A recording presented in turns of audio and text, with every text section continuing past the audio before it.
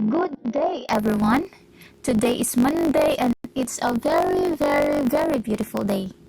And how's your weekend? I hope that everyone is feeling good and doing great.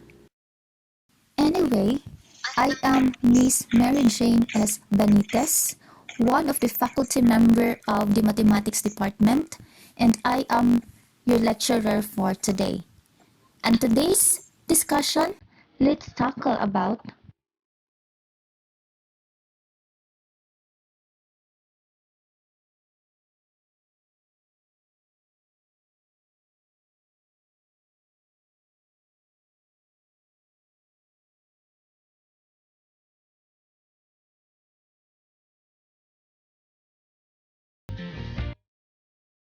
fraction.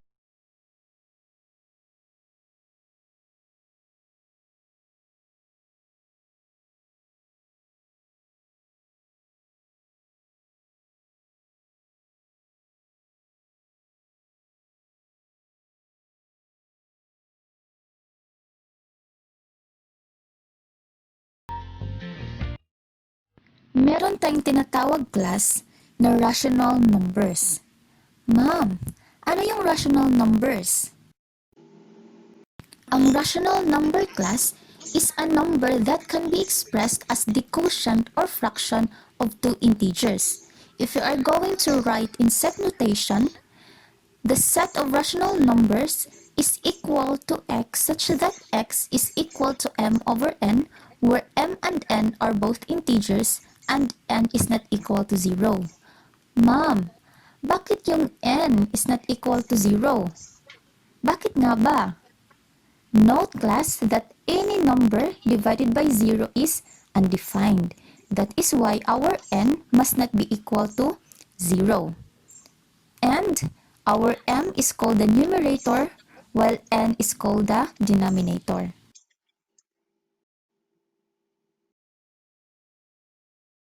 So we have different forms of rational numbers. The first one is the fractional form. The second one is the decimal form. Sa fractional form class, meron tayong tatlo. We have the proper fraction, improper fraction, and mixed fraction. Sa decimal form naman, meron tayong dalawa. We have the terminating decimal and repeating decimal. Again class, sa fractional form, we have proper, improper, and mixed fraction.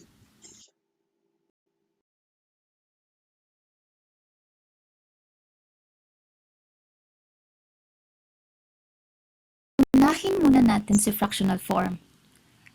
Given in mixed fraction class, recall that A is called whole number, B is called numerator, and C is called denominator. Huwag yang kalimutan ha. Okay, so now let's have a proper fraction. Proper fraction siya kapag ang numerator is less than the denominator. Example, we have 1/2, 2/3, 8 over 15, and 30 over 47. So kung mapapansin natin dito class, yung mga number na nasa itaas is mas maliit kumpara sa mga number na nasa ibaba. Again, when we say proper fraction, the numerator is less than the denominator.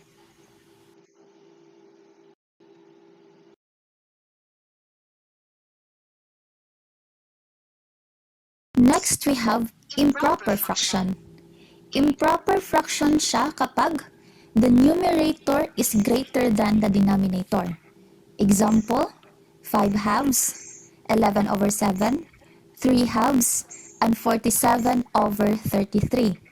So kung mapapansin nyo class, yung mga number na nasa itaas ay mas malaki kumpara sa mga number na nasa ibaba. Again, when we say improper fraction, the numerator is greater than the denominator. And now let's have mixed fraction. Mixed fraction includes both whole number and a proper fraction. Example, we have 2 and 1/2, 1 and 4 over 7, 1 and 1/2, 1 and 33 over 44. So again, when we say mixed fraction, meron siyang whole number and a proper fraction. Ma'am, I have a question. Pwede ba nating gawing improper fraction ang mixed fraction? Or pwede ba nating gawing mixed fraction ang improper fraction? Pwede ba? The answer is yes, pwede. Ma'am, paano?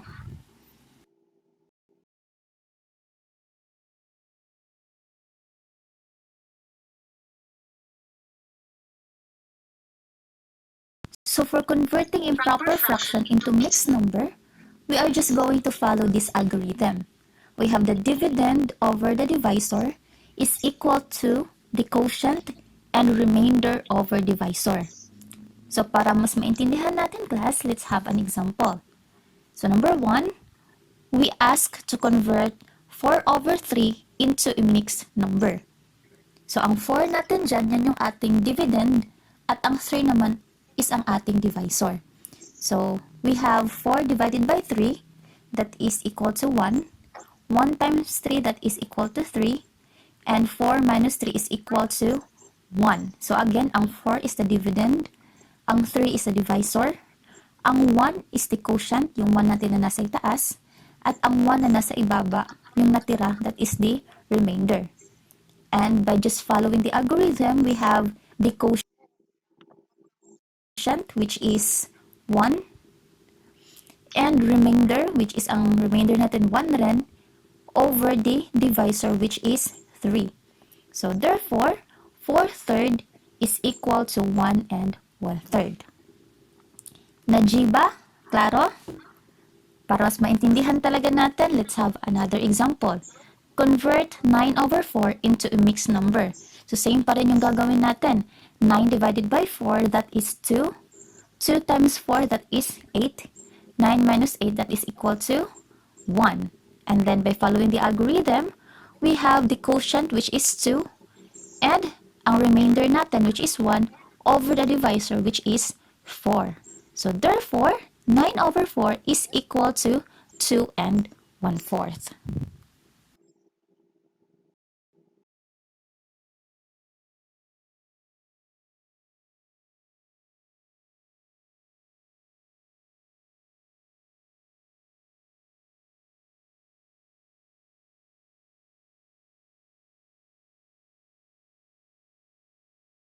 How about converting mixed number into improper fraction? So we have there, given ang mixed number, we have A and B over C is just equal to the denominator times whole number plus the numerator all over the denominator. So para mas maintindihan natin, let's have an example. Number 1, convert 1 and 1/3 into improper fraction. So ang 1 and 1/3 that is equal to 3 times 1 plus 1. 3 kasi 3 ang ating denominator times 1 kasi 1 ang ating whole number plus 1 kasi 1 yung ating numerator. All over the denominator, which is also 3. And that is equal to 4/3. Another example, convert 2 and 1/4 into improper fraction. So 2 and 1/4, that is equal to 4 times 2 plus 1. Kasi 4, ang 4 is the denominator. 2, kasi 2 ang ating whole number plus 1, kasi 1 ang ating numerator all over the denominator, 4, and that is equal to 9 over 4.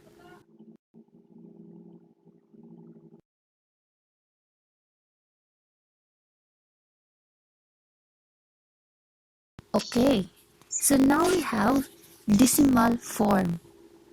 Changing decimals to fractions. So in here, we are going to convert decimal into fraction. But for us to be able to do that, we have rules. So the first rule, we are going to identify the given decimal if it is a terminating or repeating decimal.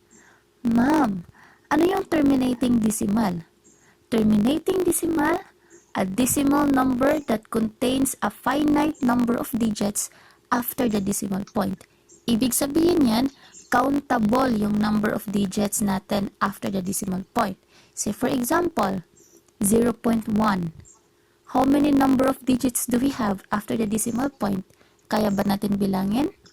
Yes, we only have 1. Another example, we have 0.12.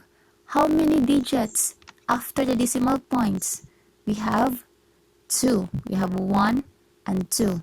So kapag kaya natin bilangan yung number of digits after the decimal point, yun yung tinatawag natin na terminating decimal.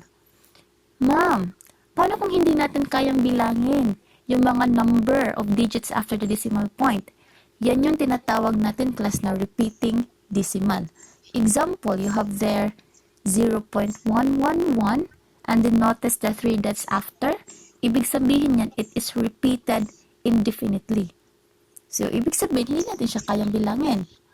Another example, we have 0.1212 and then the 3 dots after. So again, it is repeated indefinitely.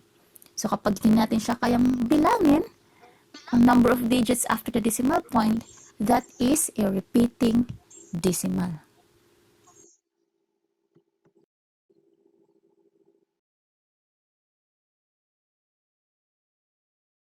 So converting terminating decimal into its fractional form.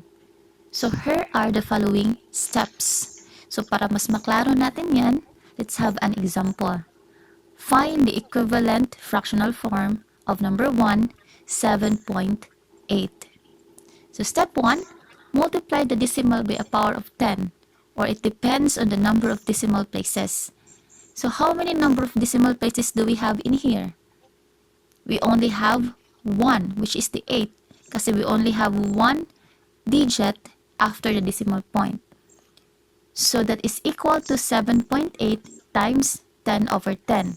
So again, class, note that the number of 0 corresponds to the number of decimal places. So dito, kasi we only have 1 digit after the decimal point, so meron din tayong isang 0, kaya 10 lang siya.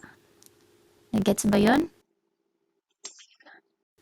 Then step 2, the product in step 1 is the numerator and the multiplier is the denominator. So we have 7.8 times 10, that is equal to 78. And then our denominator is our multiplier, which is 10. So we have 78 over 10. And then step 3, we're just going to reduce to its lowest term. So ang 78 over 10, naka-lowest term na ba yan? Can we still reduce? Pwede. Kasi ang 78, that is still divisible by 2. At ang 10 rin, divisible pa rin siya by 2. So, ang 78 over 10 is just equal to 39 over 5. Another example, we have 0.678. So, step 1 pa rin tayo. Multiply the decimal by a power of 10 or depends on the number of the decimal places. How many number of digits do we have after the decimal point? We have 3. So we have 3 decimal places. So that is equal to 0.678 times 1,000. Bakit siya 1,000? Kasi again, the number of zeros corresponds to the number of decimal places. Meron man tayong 3 decimal places. So meron rin tayong 3 zeros. And then that is equal to, again, find the product. So that is 0.678 times 1,000 is equal to 678. And then, the multiplier, ang ilagay natin sa denominator, which is 1,000. And then, reduce to its lowest term. And that is equal to 399 over 500.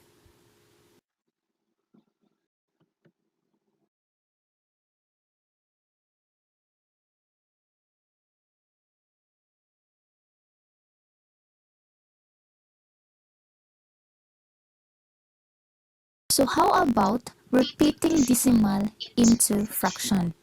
So here are the following steps. Para mas maintindihan natin to, let's have an example.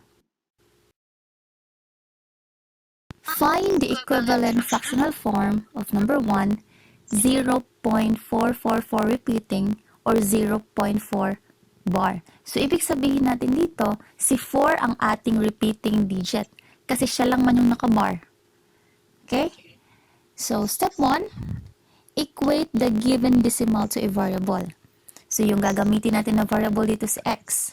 So x is equal to 0.4 bar or 0.444 repeating. And then step 2, multiply both sides by a power of 10 or depending to the number of repeating digits. So ilan yung ating repeating digits dito? We only have 1, which is 4. So that's why we multiply it both sides by 10. So you have 10x is equal to 4.44 repeating. And then step 3, we're going to subtract equation 2 from equation 1. And that is 9x is equal to 4. And then step 4, we're going to solve for x. So we multiply it both sides by 9. So that is equal to 4 over 9. And make it sure na naka-lowest term na siya. So ang 4 over 9, ma-reduce pa ba or hindi na? Hindi na. Okay. So another example, we have 1.5656 repeating or 1.56 bar. So ibig sabihin yung 56 dyan, yan yung ating repeating digit. Okay, so again, step 1, we're going to equate the given decimal to a variable. So you have x is equal to 1.56 bar or 1.5656 repeating. Step 2, multiply both sides by a power of 10 or depends on the number of repeating digits. So ilan yung ating repeating digits dito? We have 2 kasi we have 5 and 6. So we multiply it both sides by 100. So you have 100x is equal to 156.5656 repeating. And then step 3, we're going to subtract step 2 from step 1, and that is 99x is equal to 155. And then step 4, we solve for x, so we divide both sides by 99, and our x is equal to 155 over 99. So, anong tawag dyan? Na form, that is a improper fraction, right? So, we can also write that one into a mixed fraction, which is equal to 1 and 56 over 99.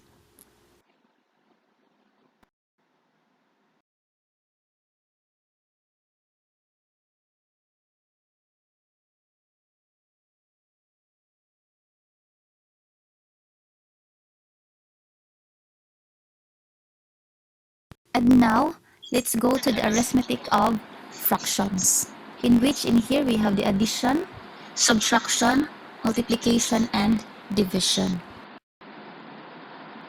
Okay, so first let's have addition and subtraction.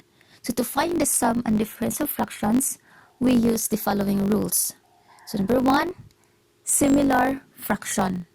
So similar fractions are fractions with the same denominators. So say for example, you have a over b plus or minus c over b. Note that they have the same denominators, which is b. And that is just equal to a plus or minus c over b. Para mas maklaro talaga, let's have an example. Number 1, 2 over 13 plus 8 over 13. So note that they have the same denominators, which is 13. And that is just equal to 2 plus 8 is equal to 10 over 13. Number 2, 7 over 4 minus 1 over 4. So that is just equal to, copy the denominator, which is 4, and just subtract directly. 7 minus 1 is equal to 6. So you have 6 over 4. And naka-lowest term na ba? Can we reduce 6 over 4? Yes, because 6 is still divisible by 2, and 4 also is divisible by 2. So 6 over 4 is equal to 3 halves, or 3 halves is also equal to 1 and 1 half.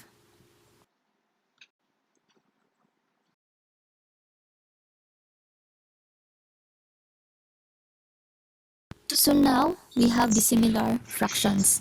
Dissimilar fractions are fractions with different denominators. So here are the steps. Step 1, express the given fractions as equivalent fractions. Step 2, use rule number 1, which is the similar fraction. So example, you have 2/3 plus 1/2. So as you've observed class, yung fractions natin have different denominators. Yung first fraction natin, yung denominator niya is 3.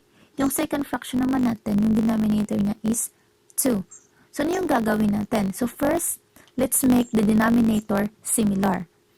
So para maging similar sila, ang unang gagawin natin is humanap ng LCD, which is ang LCD ni 2 and 3 is 6. Ma'am, saan ang galing si 6? So, first, let's write or let us list the multiples of 2. So you have 2, 4, 6, 8, 10, 12. And then the multiple of 3. You have 3, 6, 9, 12, 15, 18. And then, humanap tayo ng common multiple ni 2 and 3. So you have the 6 and 12. And again, class, LCD means least common denominator. So, ang pipiliin natin na multiple ni 2 and 3 is yung least.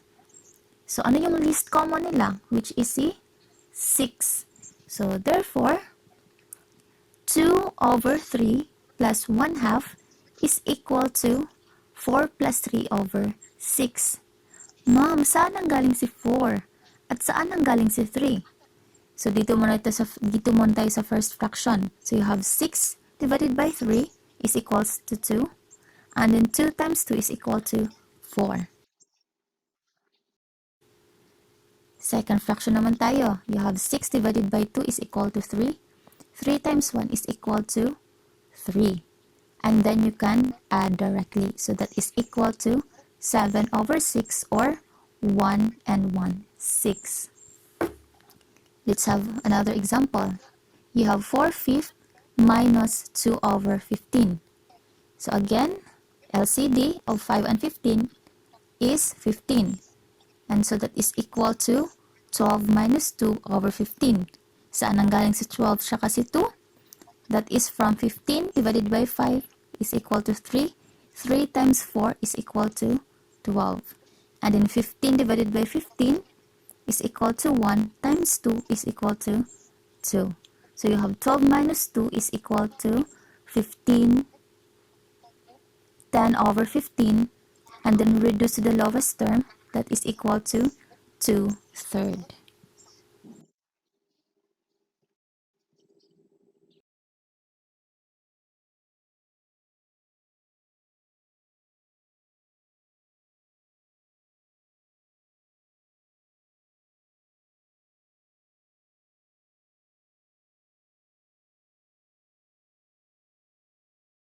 Next, we have multiplication. So you have a fraction a over b times c over d. It is equal to ac over bd. So let's have an example. Number 1, 2/5 times 25. So that is also equal to 2/5 times 25 over 1. So we're going to multiply the numerators. You have 2 times 25, which is equal to 50. And then multiply the denominators, which is 5 times 1 is equal to 5. So 50 over 5, that is equal to 10. Another example, you have 3 times 3 over 6. So if we are going to rewrite that one, that is equal to 3 over 1 times 3 over 6. So again, multiply the numerators. That is 3 times 3 is equal to 9.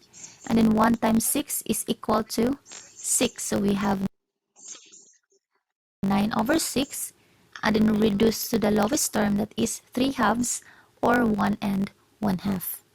And then another example, you have 1/4 times 12 over 5. So we're going to multiply the numerators. We have 1 times 12. And then multiply the denominators. We have 4 times 5. So that is 12 over 20 or 3/5. Or you can also solve it in another method. You have 1/4 times 12 over 5. You can rewrite that one into 1/4 times, and then yung 12, pwede mo siyang masulat into 4 times 3. Okay, anyway, 4 times 3 is also equal to 12 naman. So, over 5. And then note class that the denominator of the first fraction and the numerator of the second fraction, you can just cancel out the 4. So, ang matitira na lang sa numerator is si 1 times 3. So, you have 3. And then sa denominator is si 5. So, you have 3/5. So, either way, you will arrive with the same answer.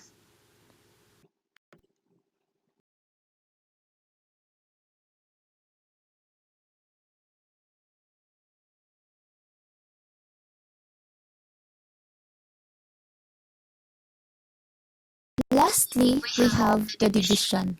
So we have a over b divided by c over d is equal to a over b times d over c, which is equal to ad over bc. Example number 1, 2/5 divided by 25. We can rewrite that one into 2/5 divided by 25 over 1. And that is equal to 2/5 times 1 over 25.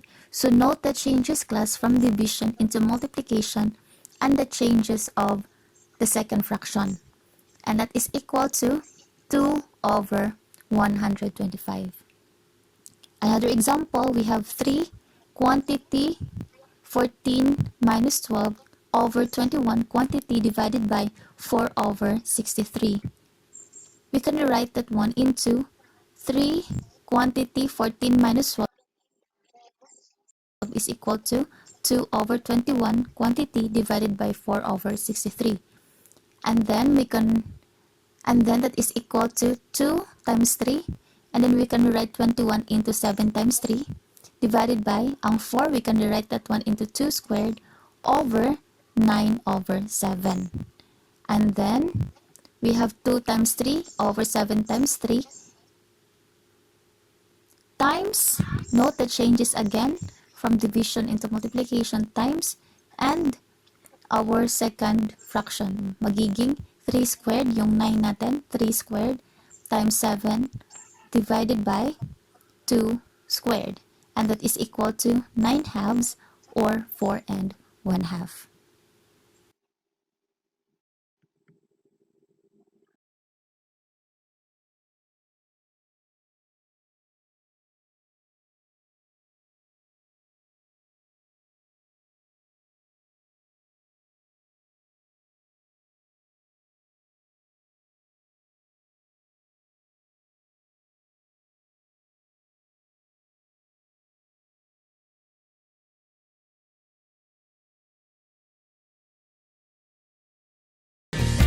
This ends my discussion, and I hope everyone to have a wonderful day.